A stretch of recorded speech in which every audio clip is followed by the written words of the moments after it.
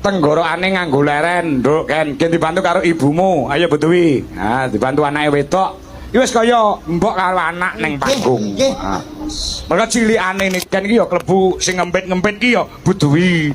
Aku barang ya melu ngempit-ngempit. Melu mengenalkan teng wayang lho Mas ngempite. Ora, ya wis dhek kondang iki ora mergo dalang kangkong iki ora. Wis kondang mergo ya pancen talentane luar biasa. Kebisane apa-apa iso. Tur disurung karo dongane wong tuane. Dadine mumbul kaya ngene iki. Nyatane